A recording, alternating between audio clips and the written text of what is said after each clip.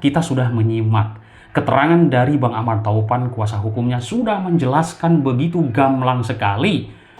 Demi keadilan.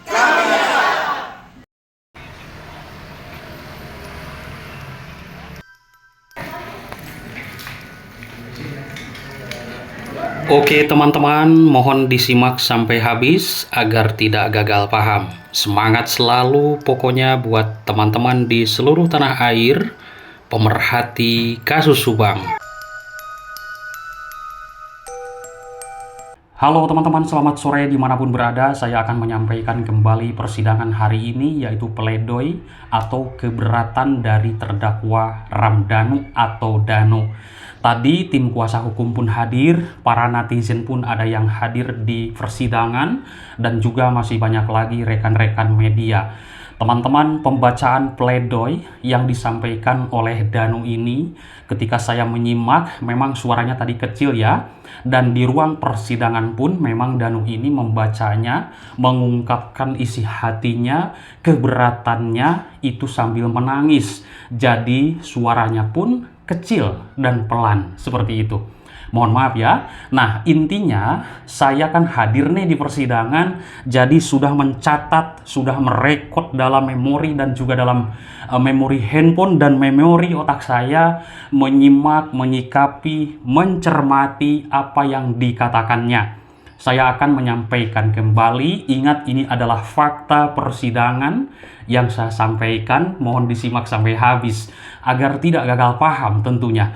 Teman-teman, Danu ini mengungkapkan isi hatinya di dalam sebuah sidang pledoi. Mungkin itulah ditulis, isi hatinya ditulis, dibacalah oleh dia sendiri.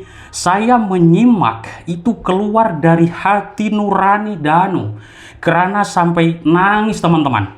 Intinya sudah pasrah, apapun itu nanti keputusan dari majelis hakim. Dia mengatakan seperti itu.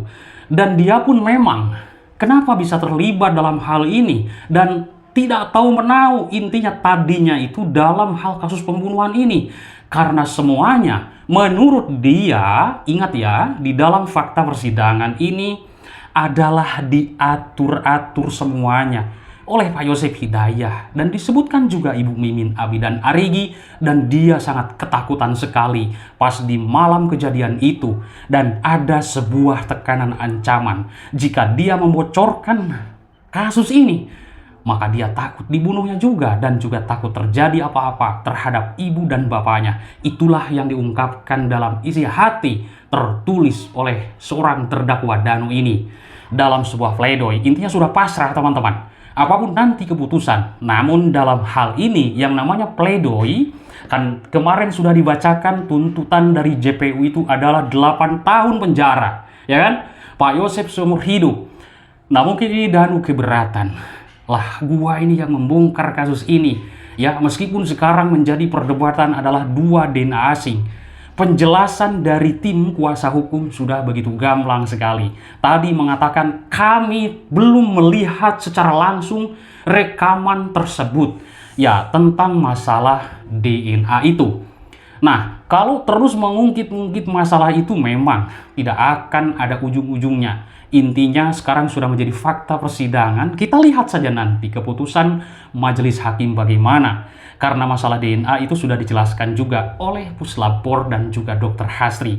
Kita simak pokoknya, serahkan kepada majelis hakim untuk saat ini. Karena ini sudah menjadi fakta persidangan ya teman-teman. Semoga nanti kalau benar ada DNA asing yang selama ini menjadi perdebatan, ketemu. Kan itu harapan kita, intinya terbongkar kasus Subang ini semuanya sampai akar-akarnya, kan demi keadilan kedua korban, ya kan. Baik teman-teman, poin-poin yang sudah saya catat tadi di persidangan, yaitu pledoi yang dibacakan oleh terdakwa Danu. Yang pertama adalah Danu menulis sendiri pledoi tersebut atau keberatan tersebut. Dia tulis sendiri, isi hati dia sendiri ditulis di sana, dibacakan di depan majelis hakim dengan suara yang sangat sunyi, dengan suara yang sangat kecil.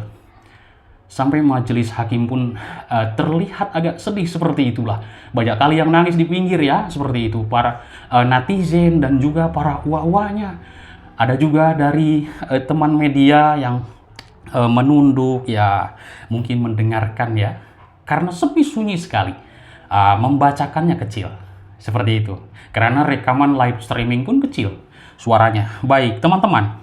Lalu, Dano, menurut dia, saya malam kejadian sangat ketakutan oleh Yosef dan juga Ibu Mimin, Abi dan Arigi. Menurut dia, ingat, menurut dia, di persidangan, ini pledoi dia yang mengatakan ya, sangat ketakutan di malam itu. Pasti saja, Danu ini ada sebuah ancaman, ada sebuah intimidasi. Mungkin saja kalau kita melihat di malam itu, ketika saya mendengar dari pledoi dia, maka ternyata dia mengatakan ada ancaman. Dia takut dibunuhnya, seperti itu. Dan juga takut nanti keadaan kedua orang tuanya. Teman-teman, ini luar biasa ya teman-teman, pembunuhan ini. Oke, lalu Dano mengatakan atas nama Tuhan, dan disebutkan atas nama Tuhan. Bayangkan, ini berat sekali. Dano menjelaskan yang sebenar-benarnya di hadapan majelis hakim. Itulah data dan fakta yang dia lihat, yang dia alami, yang dia rasakan, yang dia lakukan di tempat kejadian perkara. Dia langsung atas nama Tuhan, apa yang saya katakan itulah yang sebenar-benarnya. Di hadapan hakim, di hadapan netizen, di hadapan penasihat hukum, di hadapan JPU, di ruang sidang, ruangan yang sakral, atas nama Tuhan dia mengakui perbuatannya. Dan inilah sebenar-benarnya yang saya katakan menurut dia di fakta persidangan. Luar biasa teman-teman. Lalu Dano mengatakan hanya disuruh dan disuruh, diatur dan diatur, apapun ABCD oleh Yosef menurut dia. Dalam fakta persidangan Dano mengatakan seperti itu. Menyebutkan juga Ibu Mimin, Abi dan Arigi melakukan hal yang sangat tragis di malam itu. Ini sejarah yang dia alami, dia tulis di dalam secari kertas, teman-teman. Karena kita sudah menyimak keterangan dari Bang Ahmad Taupan, kuasa hukumnya, sudah menjelaskan begitu gamblang sekali. Dano pledoi sendiri, ditulis sendiri dengan bahasa yang dimengerti sendiri, dibacakan sendiri di persidangan. Bahkan kami pun mendengarkan, ya terharu dan sedih sekali dengan apa yang dia alami, kejadian mengenaskan di malam itu. Teman-teman, baik, teman-teman, Dano mengatakan diancam jika kejadian ini bocor. Jika saya membocorkan hal kejadian pembunuhan Bibi dan juga Amel, maka saya pun akan dibunuhnya. Saya diancam, diintimidasi, dan juga saya takut terada apa-apa, yaitu dengan bapak dan ibu saya. Dano mengatakan, saya ini ingin sekali membahagiakan orang tua.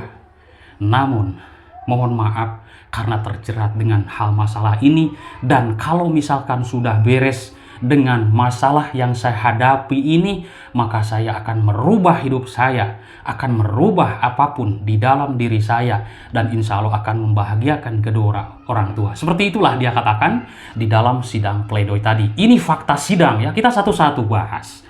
Pak Yosef sudah dibahas tapi belum beres kemarin. Kita nanti bahas lagi di bagian 2, belum beres aku kemarin ya membahasnya. Baik, ini Ramdhanu dulu fakta sidang hari ini, teman-teman. Oh, baik.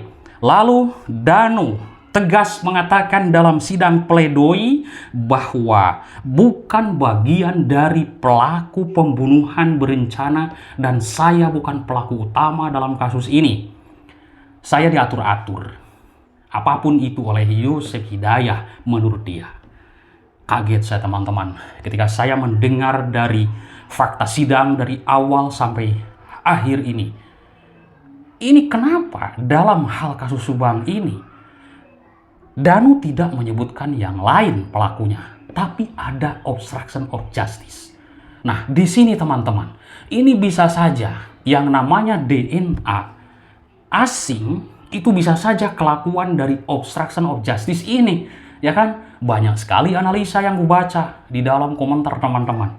Ini bisa saja kelakuan obstruction of justice demi mengaburkan apa yang diakui kejujuran, apa yang diakui oleh Danu ini, agar mengesampingkan pengakuan itu, kebenaran itu, akhirnya mengejar 2 DNA asing, dikejar-kejar sampai kemana? Kan tidak ketemu-ketemu sampai saat ini. Ahli mengatakan belum ada pembandingnya. Ya mungkin ibarat seperti inilah. Ya kalau saya misalkan pergi ke kantor dinas pendidikan, ke kantor pajak misalkan, ya ke Pemda. Nah itu kan secara tidak sadar mungkin saya bergesekan dengan siapapun orangnya yang saya tidak kenal. Mungkin DNA saya nempel di sana, ya kan? Atau DNA orang lain nempel di saya. Saya tidak tahu DNA siapa. Misalkan seperti itu. Ini contoh kecil saja. Nanti teman-teman yang luar biasa memberikan contoh yang sangat-sangat mendetail. Luar biasa teman-teman. Bisa saja Danu ini tidak sadar, ya. Ada yang jahil dari obstruction of justice itu karena aneh. CCTV kok pada hilang. Kerjaan siapa? Yang menyuruh siapa? Yang membayar siapa?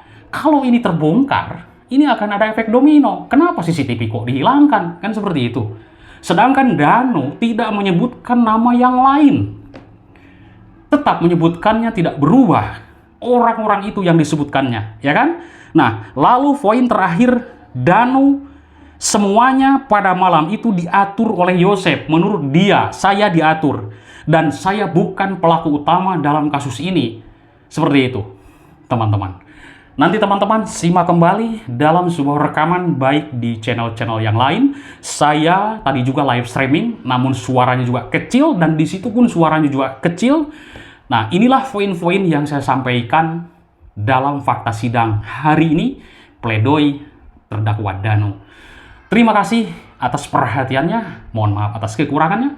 Nanti kita lanjutkan kembali pembahasan sampai tuntas kasus Subang ini. Terima kasih, selamat sore, bye-bye.